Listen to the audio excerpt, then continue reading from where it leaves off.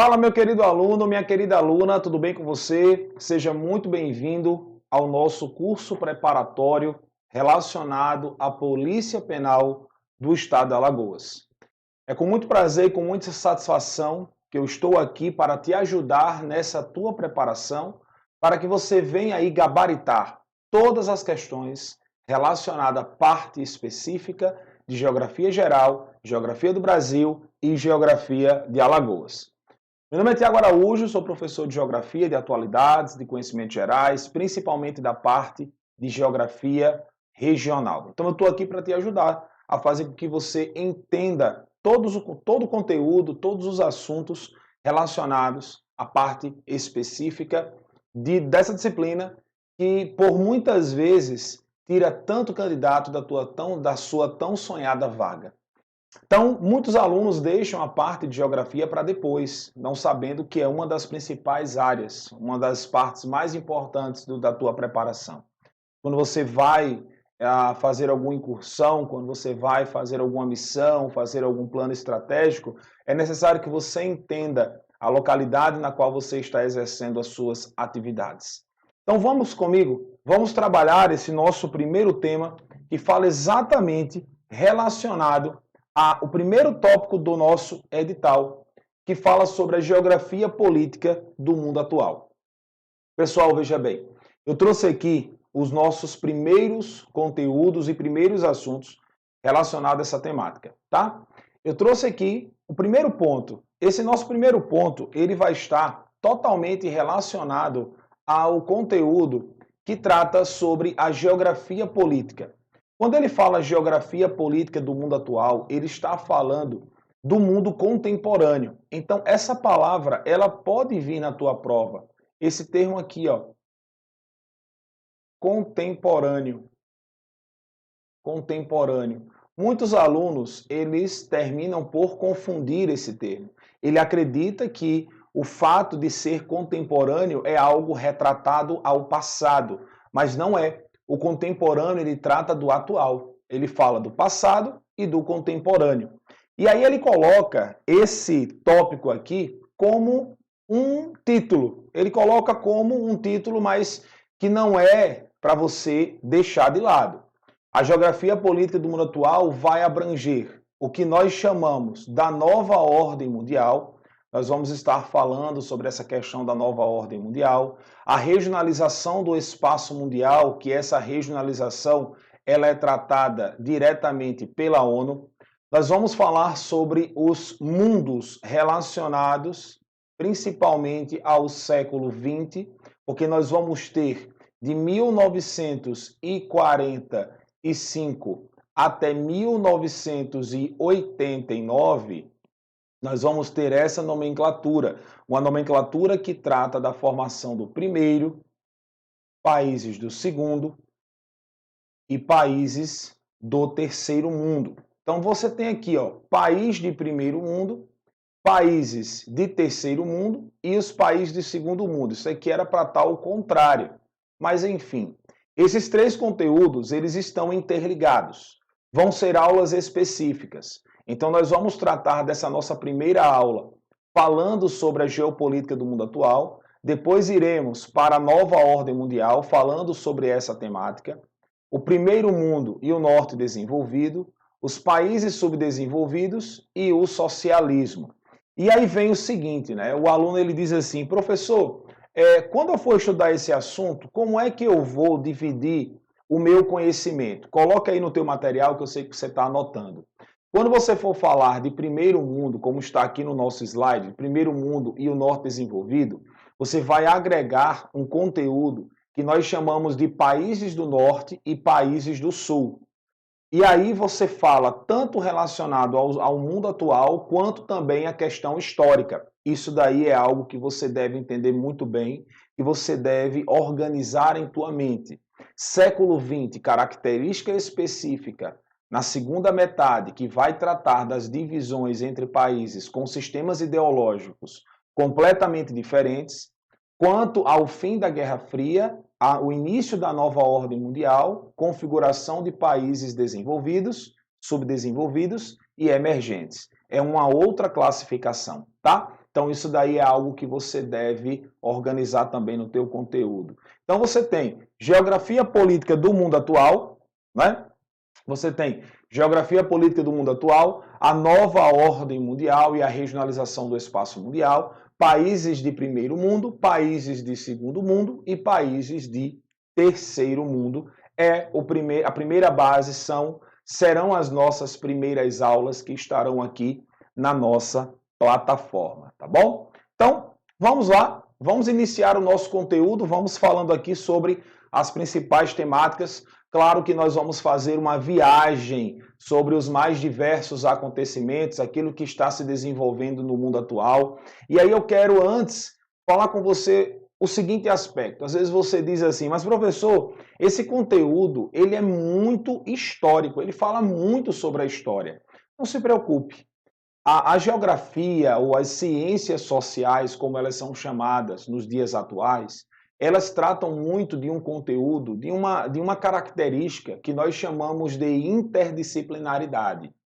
A interdisciplinaridade é a relação e a união de conteúdos entre áreas de conhecimento.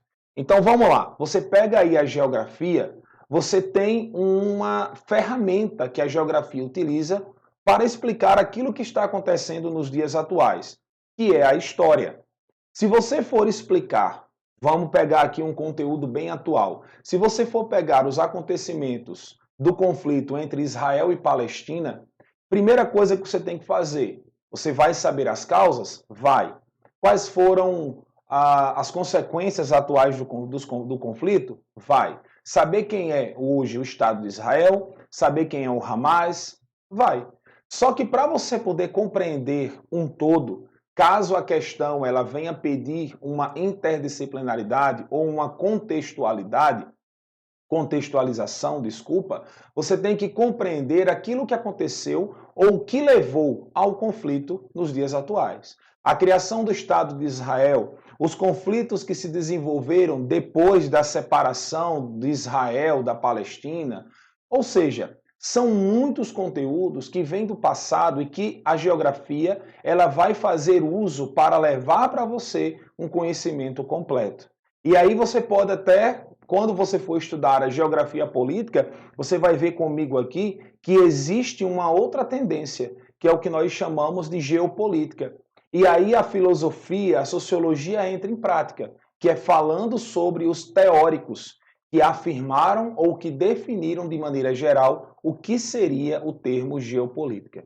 Então veja que as ciências sociais elas estão unidas, elas andam lado a lado. Não tem como você estudar uma ciência social desprezando a outra. Você tem que fazer a relação, você tem que fazer a interdisciplinaridade, você tem que trazer o conteúdo para você e lá no teu resumo fazer algumas pontes, algumas setas, algumas aspasinhas, tá? Então isso daí é uma dica que eu estou dando para você quando você for estudar essa parte de ciências sociais, para você que vai fazer o concurso da Polícia Penal, para você que vai fazer o concurso da Polícia Militar para o cargo de oficial, você tem que entender isso muito bem, tem que saber como se desenvolve esse conteúdo, tá? Então isso daí é uma dica valiosíssima para você. Vem comigo aqui na tela, vamos passando, vamos começar a nossa aula falando sobre a geografia política do mundo atual. Até agora nós falamos uma breve, trouxemos aí uma breve introdução sobre essa temática, falando sobre os diversos contextos que a geografia política ela termina trazendo no nosso contexto de uma forma geral, tá bom? Então vem comigo aqui. Olha só. Primeira coisa que eu quero que você entenda. O que é geografia política? Esse termo geografia política, esse termo pode vir sendo retratado exatamente com o que nós chamamos de geopolítica, né? Quando nós falamos aí nessa questão de geopolítica, nós estamos tratando diretamente de um panorama, de um espaço geral. Então, o que seria esse termo geopolítica? Olha só, deixa eu vir aqui para a tela com você. Tem aí, ó, mecanismo multidisciplinar. Olha o termo utilizado de maneira direta aqui para a gente. É o mecanismo multidisciplinar que tem por base a compreensão das relações internacionais. entre os mais variados temas. Professor, o que seria essa multidisciplinar? Foi o que eu falei para vocês. Está aqui, ó, totalmente vinculado às relações. As relações internacionais, né? As relações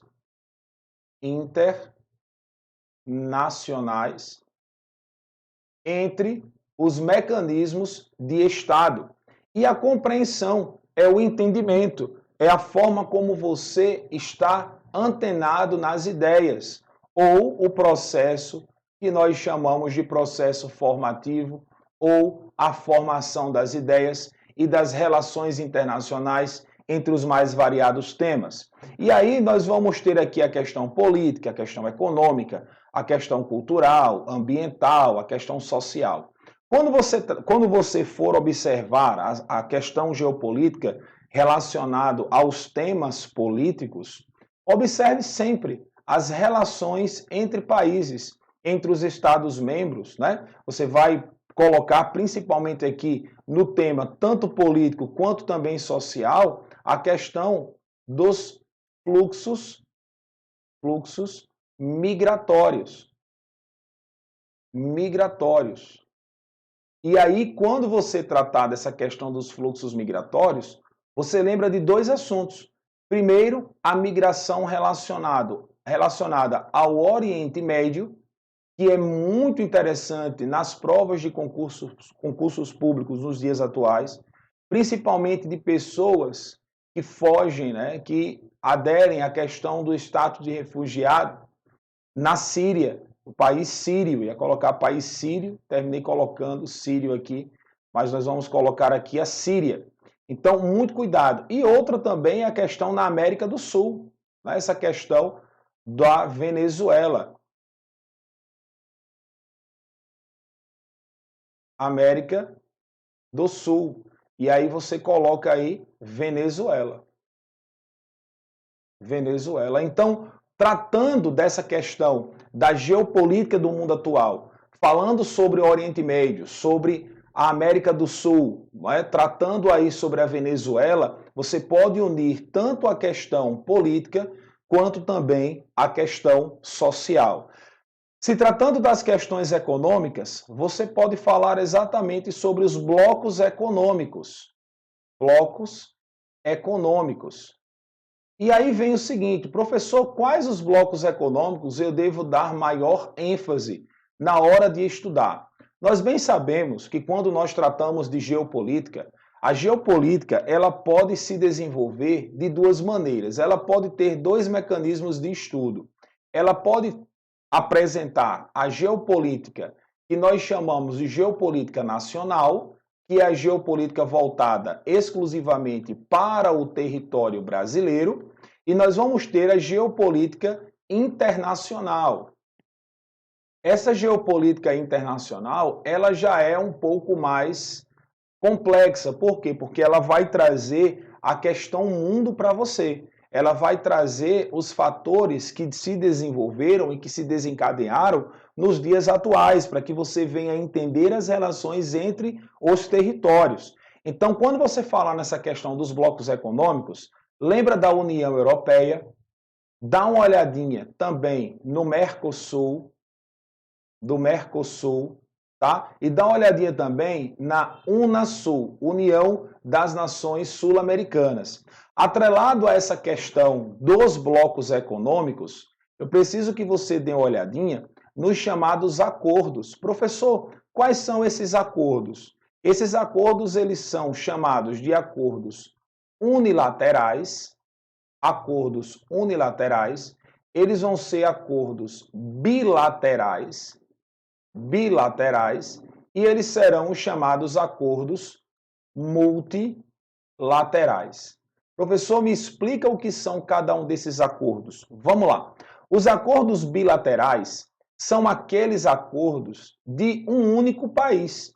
O Brasil dá aí uma sanção, o Brasil chega e diz assim, olha só, vai acontecer o seguinte, a partir de hoje, só entra no território brasileiro quem tiver a carteirinha vacinada aí da Covid-19, contra a Covid-19, tá? Então essa foi uma decisão tomada unicamente pelo território nacional, e aí os países terão de acatar, por quê? Porque o Brasil é um país soberano, é o Brasil independente.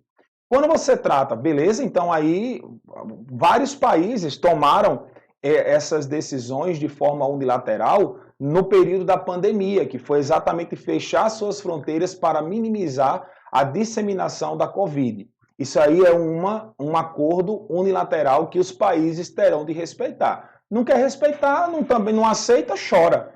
Então você tem o seguinte, você tem os acordos bilaterais. Eu vou colocar aqui um exemplo bem clássico, que é a Itaipu. Professor, como assim Itaipu? Itaipu é uma usina binacional entre Brasil e Paraguai que tem como principal finalidade a produção energética. Veja, bilateral, 2, Brasil e Paraguai. E o multilateral, para mim o mais importante. Aí você coloca aqui ó, o chamado BRICS. Brasil, Rússia, Índia, China e África do Sul. Brasil, Rússia, Índia, China e África do Sul. Isso aqui é um acordo multilateral, não é um bloco econômico, tá? Deixando bem claro que o BRICS não é um bloco econômico, é um acordo econômico entre nações de diferentes territórios. Então veja, muito cuidado com essa questão de bloco econômico e acordo. A Banca Sebrasco ela pode trazer essa confusão para você e ela pode pegar você nesse fator aí, você não pode errar, certo? Quando você falar nessa questão cultural, lembra da globalização. Tá aqui, ó, globalização, que é o sistema de aldeia global voltado para os mecanismos econômicos e principalmente voltado à questão cultural. E aí você tem, aí nós teremos uma aula específica para a globalização. E ambiental, os acordos que estão estabelecidos pelas conferências internacionais entre os países membros. Professor, que você não colocou econômico? Os políticos eu não uni com a questão social, por isso que aqui não tem nada, tá bom? Então, são algumas dicas, é algo que vem acontecendo, né, que vem se desenvolvendo no território, no cenário internacional, e que eu quero que você observe muito bem. Tudo isso que nós acabamos de ver aqui do lado está exatamente mostrando como a geopolítica ela é tratada, como a geopolítica ela é importante para que você venha conhecer tudo aquilo que está se desenvolvendo nos dias atuais e entender os assuntos mais recorrentes em provas de concursos públicos. Você pode unir esse conteúdo à questão de atualidades para a tua redação, porque redação, a questão de atualidades não está unido à questão da redação, então você pode unificar esses assuntos já estudando para fazer algo relacionado a esse contexto, tá? Então, tudo certinho até aí? Beleza. Então, você tem que entender isso muito bem. Deixa eu só voltar aqui para você bater um printzinho dessa tela para você poder fazer o teu resumo. Bate o print da tela, faz o teu resumo aí que dá muito certo, tá bom? Na geopolítica, vamos lá. O que seria o termo geopolítica? Eu quero que você observe bem a definição, porque muitas vezes a tua prova pode vir trazendo esse termo geopolítica. Geopolítica é uma categoria da geografia, é uma ferramenta que abrange fenômenos que nós temos na história e políticos da atualidade. E aí, quando nós tratamos dessa geopolítica, qual é o objetivo desse panorama geopolítico? Olha só, interpretar a realidade global que envolve os estudos do período de guerras, conflitos, disputas ideológicas, as questões tipicamente territoriais, questões políticas, acordos internacionais e etc. Sendo assim, a geopolítica tem como principal foco o estudo das perspectivas geográficas e históricas, para assim oferecer explicações e reflexões sobre os temas abordados. Professor, me diga uma coisa, quando a gente fala nessa questão dos objetivos, por que sempre aparece a palavra geografia? Vamos lá, vamos observar essa questão do tema geografia. Olha só, geoterrografia escrita. A geografia é uma disciplina que vai estudar as diversas características e fatores regionais do território mundial. Isso vai desde a questão ambiental, passando pela questão natural, que é o meio ambiente, relevo, clima, hidrografia, vegetação, impactos ambientais, até os problemas tipicamente sociais, também as questões econômicas. Veja que o conteúdo geográfico, ele é muito extenso. Ele é um conteúdo muito extenso, que faz com que você venha ter uma visão abrangente, uma visão geral de tudo aquilo que está se desenvolvendo. Então, quando a gente fala nessa questão aqui, ó, deixa eu vir mais para cá para você ter melhor visão aí. Quando você fala exatamente que tem o objetivo de interpretar a realidade, tudo aquilo que acontece, como guerras, conflitos, disputas ideológicas, é de você compreender. E vamos lá, quais são esses fatores históricos? O que eu devo estudar, professor? Será que eu devo estudar lá da Grécia Antiga até os dias atuais? Não. Quando você for estudar esse conteúdo aqui, quando você for estudar esse assunto, você tem que lembrar que não é tudo que você vai estar antenado aí. Quando você falar de fatores históricos, lembra lá dos acontecimentos do século XX. Lembrando que o século XX tem duas partes, né? A primeira metade e a segunda metade. Nós vamos ver isso daqui já já. E as questões políticas, que são as relações. As relações políticas entre os estados, nações ou as nações membros de algum bloco econômico. Então, ó, guerra, conflito, disputa ideológica. Quando a gente fala dessa disputa ideológica, ela pode estar relacionada à questão da religião, quanto também às ideologias políticas. As ideologias políticas ou os sistemas socioeconômicos. Sistemas socioeconômicos. Ideologia política, direita e esquerda, republicanos, democratas. No caso da questão econômica, socialismo, capitalismo, isso está relacionado às ideologias, principalmente na questão do Oriente e na questão do Ocidente. Aí você tem a questão das disputas territoriais por adesão de território, é o que acontece exatamente no Oriente Médio, é o que acontece no Oriente Médio. As disputas principalmente pelos poços de petróleo, deixa eu organizar aqui, a disputa pelos poços de petróleo, porque naquela área, quem controla aquela área, controla o mundo, né? Por causa dos diversos lençóis de petróleo, que no Brasil nós chamamos de lençóis freáticos, lá no Oriente Médio nós chamamos de lençóis de petróleo. Então, muito cuidado. Aqui nós vamos ter a definição, tá? A definição, e aqui embaixo nós vamos ter o objetivo. Cuidado que na tua prova pode vir retratando essa questão da definição de geopolítica, mas eu acredito que não, mas é sempre bom estar ligado nisso daí. Professor, como podemos compreender a geografia política do mundo atual?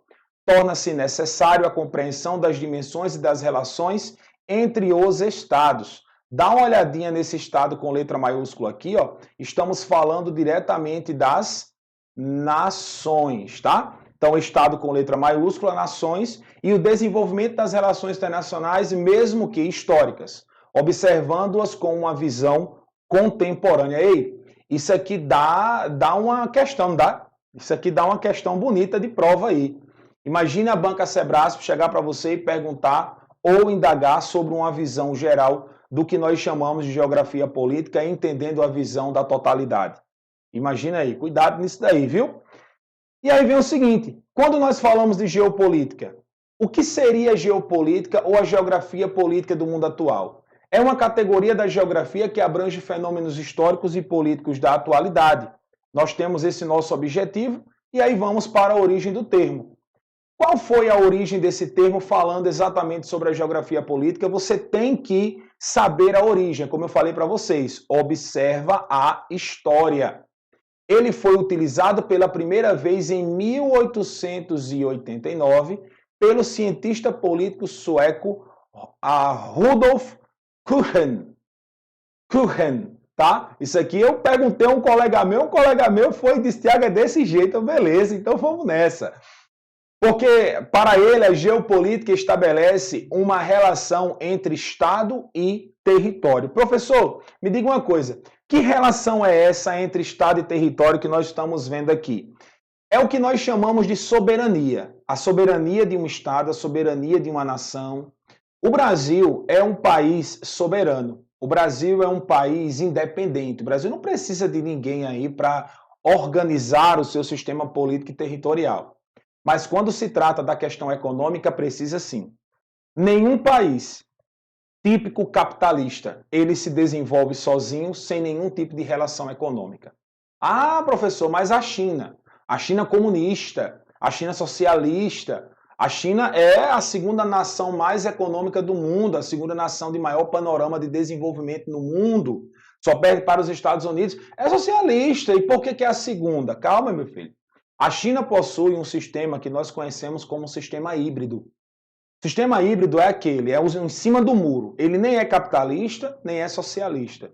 É aquele tipo de país que ele é socialista na questão da sociedade, dos valores, dos costumes, da questão cultural, da religião, do dinamismo social que molda a sua organização. Mas quando se trata de economia, meu querido, a situação muda, viu? Quando se trata de economia, nós temos na China uma zona que nós chamamos de Zonas Econômicas Especiais, mais conhecido como ZEES. Essa Zona Econômica Especial é a parte sudeste da China. Essa área é a área tipicamente industrial e é a zona de maior panorama econômico do território, principalmente voltada ao campo da terceirização. E galera, é essa área que torna a China um país altamente competitivo. É um país cujas relações econômicas estão voltadas ao campo internacional de projetos internacionais de incumbência diplomática. Ou seja, as nações que fazem parte de um panorama econômico com a China são aquelas nações de maior panorama emergente de desenvolvimento. A China é um dos principais parceiros econômicos do Brasil, principalmente na compra de produtos primários. E o Brasil, em resultado, né, abre as portas para o capital e para a influência da China, trazendo para o território produtos terceirizados. Observe nas grandes cidades, observe nas grandes metrópoles, feiras livres de produtos terceirizados, principalmente de produção chinesa, tá bom? Então, muito cuidado com essas questões tipicamente regionais e com a definição do que seria o panorama que nós conhecemos como a geopolítica, tá? Vamos lá, nós temos aqui o seguinte, eu trouxe para você um esquemazinho. Professor, que esquema é esse? São os acontecimentos no século XX que determinam o panorama geopolítico atual. Veja, eu falei para você, lá no iniciozinho da nossa aula, que nós iríamos ver e compreender como é que as áreas econômicas elas estão desenvolvidas e como é que elas estão relacionadas. Então, quando nós falamos aqui, acontecimentos no século XX que determinaram o panorama geopolítico atual, nós vamos até esse período da Segunda Guerra, passando pela pós-Segunda Guerra, para entender o que se desenvolveu atualmente. Mas, professor, me diga uma coisa, quando nós estamos falando nessa questão do período entre guerras, nessa questão da Primeira e Segunda Guerra Mundial, nós vamos tratar de quê? Relacionado ao Brasil ou relacionado ao mundo? Vamos lá, vamos falando dos dois? Por que não? Nós temos em 1914 o início da guerra com o assassinato de Francisco Ferdinando da Austrália. Vem 1917 a Revolução Russa, 1918 o Tratado de Versalhes e o fim da Primeira Guerra Mundial, que foi exatamente o tratado assinado pela Alemanha, que levou à decadência do país. Mas aí acontece uma coisa interessante. Em 1929, houve a quebra da Bolsa de Valores de Nova York, que foi o estopim aí para o desenvolvimento da industrialização no território nacional.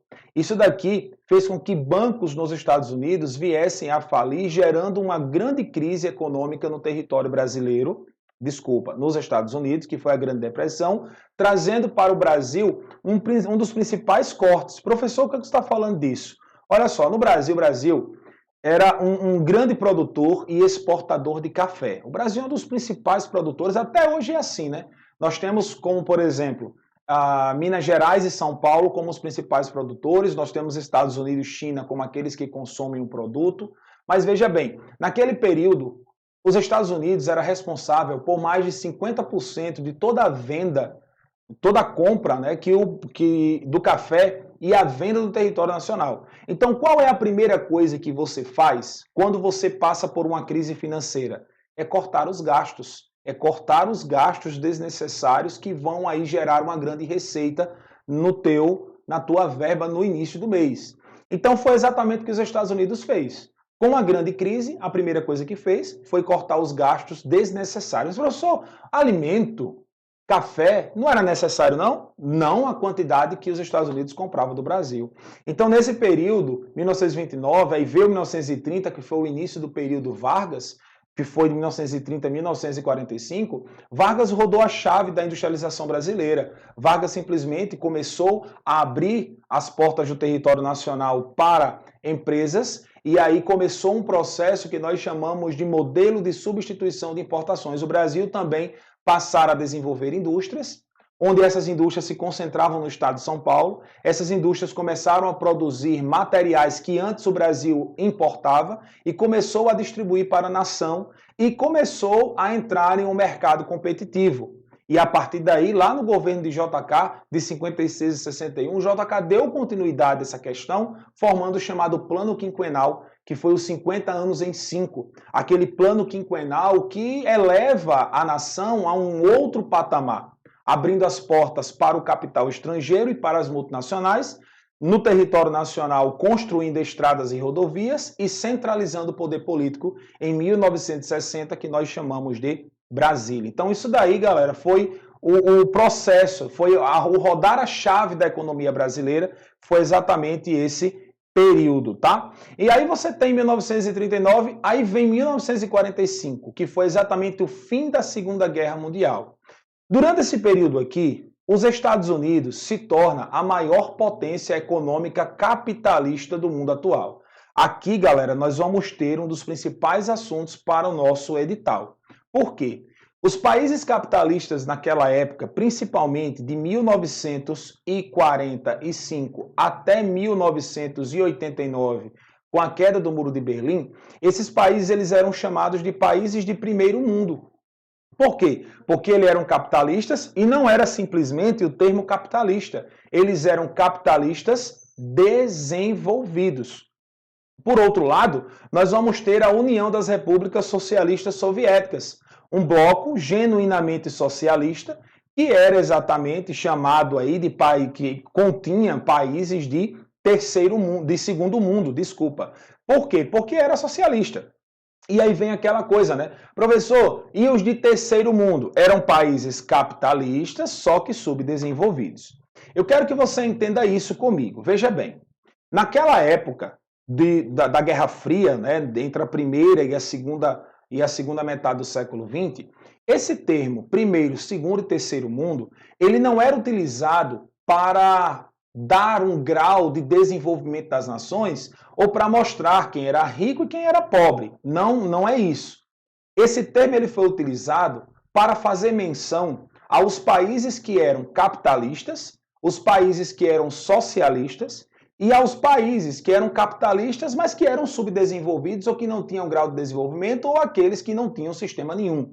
Então você tem país de primeiro mundo, capitalista, desenvolvido, segundo mundo, países socialistas e terceiro mundo, países capitalistas periféricos, vamos chamar assim.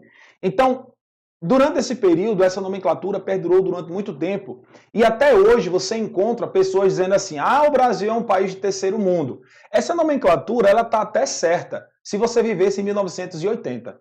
Hoje você não fala que o Brasil é um país de terceiro mundo. Você diz que o Brasil é um país emergente, que está em um processo de desenvolvimento, porque essa é uma nova nomenclatura do território nacional que veio a fazer parte a partir dos anos 90, com o fim da bipolaridade, início da multipolaridade e a criação de uma nova ordem mundial, que é a ordem dos blocos econômicos e da globalização. E aí, agora você já deu para entender muito bem como é que isso se classifica, né? Então vamos lá, vamos prosseguir.